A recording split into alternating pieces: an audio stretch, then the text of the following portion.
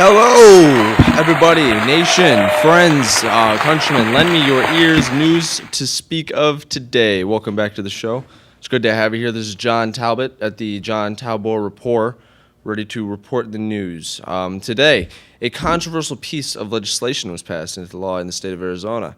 Senate Bill 1070 is being called the broadest and strictest anti-immigration law enacted in decades. The bill requires that certain aliens register with the state and carry their documentation on them at all times. And if a person is stopped for suspicious activity and cannot provide proper documentation, he or she will be referred to the United States Border Patrol. Now, some say that legislation is an overreach and casts broad suspicion on pretty much all persons of Latino descent. When me and my family came here from Peru 10 years ago, we were fine. People were kind to us. They were good neighbors. But after this law, they look at us differently. They lump us together with the illegals, and they just think that we're bad people and getting a lot of not nice things, people throwing things in our yard, and I'm really scared for my family. So while others view it as a step in the right direction, I feel that it's a lot better for my community because I feel that my kids are a lot safer wandering around and playing because there's no illegals loitering around. another story that is receiving a good amount of attention is the expanding of the border fence using laser tracks that would alert Border Patrol members of a breach. And it's high-tech, equal high security. Well, John, there have been reports and sightings of Border Patrol members scrambling to the place of breach, only to find tumbleweeds slowly rolling away. Take that as you will, John. Well, perhaps high-tech isn't always the best answer when dealing with human emotions. We now have Mr. Reed, the president of the Ohio Grassroots Group, to discuss why illegal immigration has a negative effect on society. Mr. Reed, thank you for joining me. Glad to have you here. I hope you're ready to talk. I have a couple questions for you.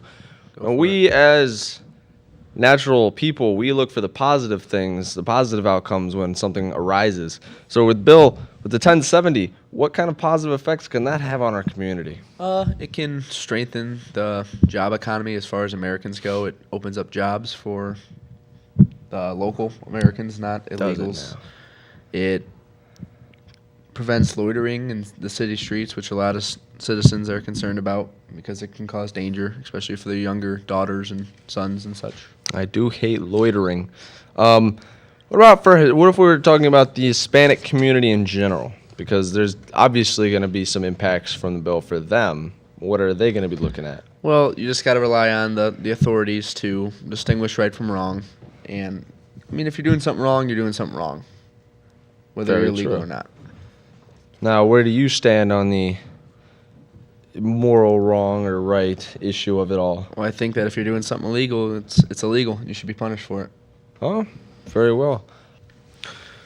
Do you see any other states, maybe in the foreseeable future, possibly using Arizona's bill to, I guess, sort of document or create their own way of going about? There's certain states that are adopting similar policies, but it seems that some states are backing off the whole immigration issue. But we can hope that it catches on in other states. Hopefully, yes. Hopefully. Well, thank you. It's been a pleasure having you here, as always. I love our little chats. Me too. Sorry to see you go, but get away from my desk. In a completely unrelated story, everybody, Arizona's agricultural economy has taken a bit of a nosedive. There you have it, folks. Return next week for our inside look at the agricultural economy and what Governor Jan Brewer has in store to combat it. Thank you, everybody. It's been a pleasure. Good night.